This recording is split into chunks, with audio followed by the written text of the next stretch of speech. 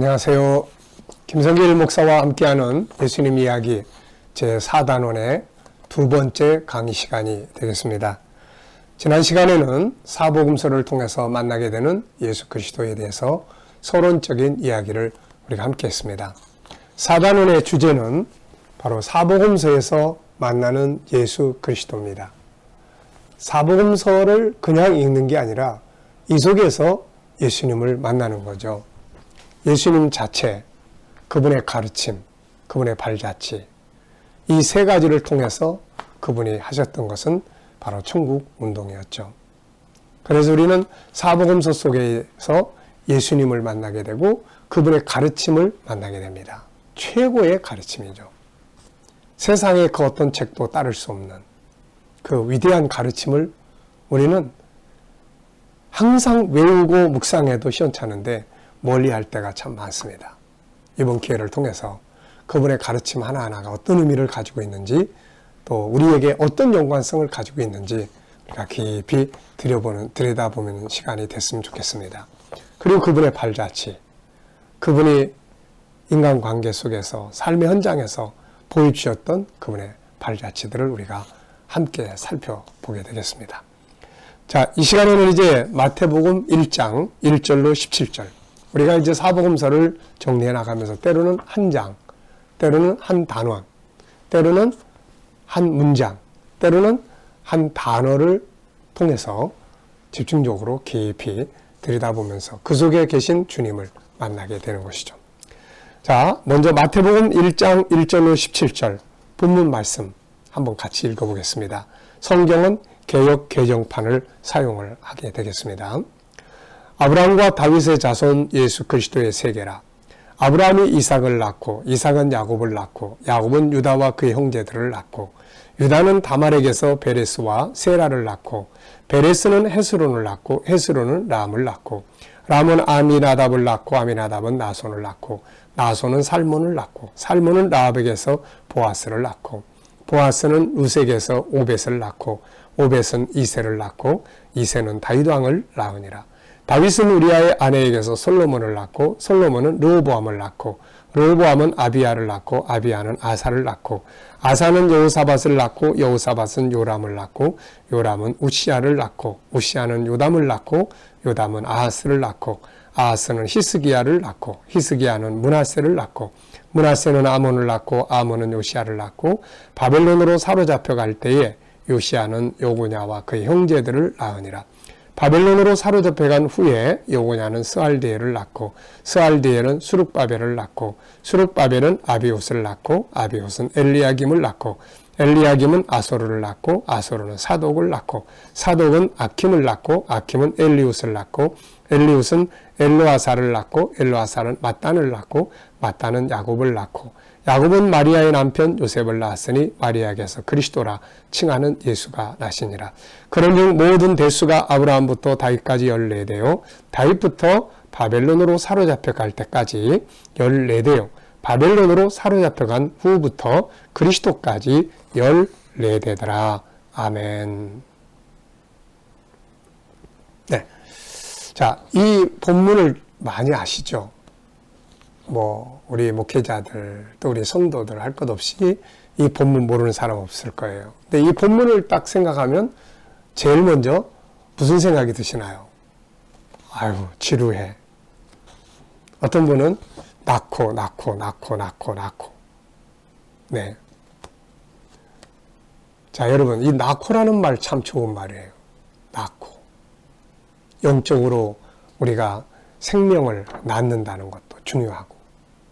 우리는 이 말씀 속에 보면 사람들도 많이 등장하고 단어도 많이 등장을 해요. 때로는 어떤 단어 하나가 우리에게 굉장히 중요한 의미를 부여할 때가 있는 거죠. 그래서 똑같은 내용이지만 아브라함이라는 사람으로부터 시작을 해서 요셉에 이르기까지, 마리아에 이르기까지 수많은 시대와 그 속에 수많은 사람들이 쫙 등장을 합니다. 그래서 사람을 연구할 수도 있고 그들이 살았던 역사를 연구할 수도 있고 정말 많은 내용을 다 연구할 수 있는 것이 바로 이 성경 말씀이에요. 자, 여러분들은 이 본문을 보면서 제일 먼저 느끼는 것은 무엇입니까? 네, 저는 제일 중요한 단어 하나를 골라보려고 해요. 이 1절부터 17절까지 해서 제일 중요한 단어가 있다면 무엇일까요? 바로 예수 그리스도입니다. 예수 그리스도. 예수 그리스도. 이 예수 그리스도가 싹 빠져버리면 뒤에는 다 연약하고 단점 많고 못난 사람들만 다 나타나요. 그런데 예수 그리스도의 이름이 이분이 딱 앞에 등장하면서 뒤에 사람들도 부족한 것들이 메꿔지는 거고 멸망할 인간이 구원받게 되는 거고 못난 인간이 성공한 인간이 되게 되는 거예요. 그 맨 앞에 예수 그리스도. 그래서 1절에서 제일 중요한 단어가 앞에 딱 나와 있어요. 예수 그리스도의 계보. 9번역에는 세계라. 예수 그리스도의 세계다. 이렇게 이야기를 합니다. 성경과 세상 책의 차이점은 여기에 있습니다. 세상의 수많은 책들 속에는 예수 그리스도가 없죠. 저도 책을 꽤 읽어봤습니다만은 그러나 그 안에 정말로 멋진 이야기들, 감동적 이야기들 다 많지만 예수 이야기가 싹 빠져 있어요. 그런데 성경 속에 예수 그리스도가 등장을 해요. 그래서 성경이 위대한 책이에요. 예수 그리스도가 누굽니까? 우리의 구세주, 전능하신 하나님이에요. 이분을 통해서 우리가 왔고, 이분을 통해서 구원을 받았고, 이분을 통해서 우리가 위대한 삶을 살게 되고, 이분을 통해서 변화할 수 있고, 이분을 통해서 생명을 얻게 되고. 여러분, 오늘 우리가 세상 것들에 대한 것을 주제로 삼지 않고 예수를 주제로 삼을 수 있고 예수님을 주제로 이야기할 수 있다는 것이 행복이고 축복이고 성공입니다. 네.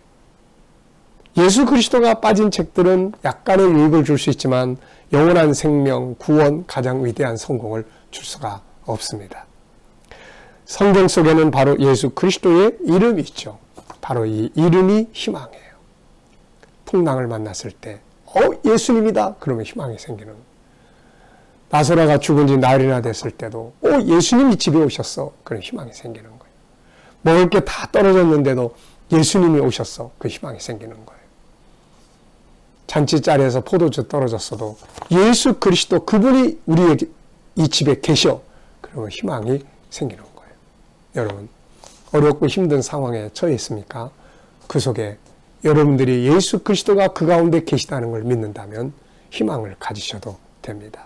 그분의 이름은 구원자의 이름이요. 그분의 이름은 희망의 이름이기 때문에 그렇습니다. 자, 이 본문 속에서 가장 위대한 것은 중요한 것은 바로 예수 그리스도. 네. 얼마나 좋은 이름이 앞에 딱 등장을 합니까? 자, 그리고 이제 이 본문을 쭉 생각하다 보면은 뭐를 우리가 느끼게 되냐면 언약을 생각하게 돼요. 언약. 아브라함 그리고 아브라함과 다윗의 자손. 아브라함 그러면 어디가 생각나고 다윗 그러면 어디가 생각나나요? 네. 자, 우리가 김성길 목사와 함께하는 천국 이야기를 우리가 시작을 할 때 이런 이야기 했었어요. 성경을 푸는 세 가지의 키가 있다. 성경을 풀 수 있는 세 가지의 키. 첫째는 창세기 3장 15절이었죠. 두 번째는 아브라함과 맺은 언약. 아브라함과 맺은 언약. 창세기 15장이죠. 그 다음에 세 번째는 다윗과 맺은 언약. 사무엘하 7장 12절로 16절이죠. 이게 성경 전체를 이끌고 가는 키예요. 창세기 3장 15절 여자의 후손으로 오실 메시아 그리고 여자의 후손과 마귀의 후손의 싸움 여자와 뱀의 싸움 이게 어디까지 가요? 계시록 19장 예수 재림하시고 20장 마귀 잡아서 시옷불에 던져넣는 데까지가 계속 이어지잖아요. 아브라함과 맺은 언약 창세기 15장에서 하나님께서 아브라함에게 땅과 자손을 기업으로 준다고 언약을 맺잖아요. 모형은 여호수아 21장에서 끝났지만은 실물은 계시록 21장에서 자기 백성들이 기업을 얻는 데서 완성이 되는 거예요. 성경 전체. 그리고 사무엘하 7장 11월 16절 다윗의 후손으로 메시아가 온다. 누가복음 1장에서 천사가 마리아에게 와서 네가 아들을 낳을 건데 그 아들은 다윗의 위를 이어갈 자다. 이렇게 이야기를 들려줍니다. 마침내 그 왕이 오셨고 그분이 다시 오시는 재림의 장 계시록 19장에서 마침내 이 언약이 완성이 되게 되는 거죠.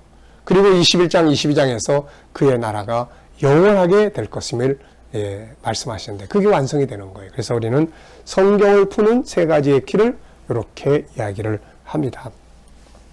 자, 그래서 우리가 이 마태복음 1장 1절로 17절을 보면서 아브라함과 맺었던 언약, 창세기 15장을 딱 생각을 해야 되고 그 다음에 다윗, 사무엘하 7장을 기억을 해야 돼요. 그래서 예수님은 그냥 아무렇게나 오신 분이 아니라 아브라함과 맺은 언약대로 더 거슬러 올라가면 창세기 3장 15절에서 예언된 대로 마침내 다윗에게 언약한 대로 오셨구나. 이것을 우리가 기억하면 되겠습니다.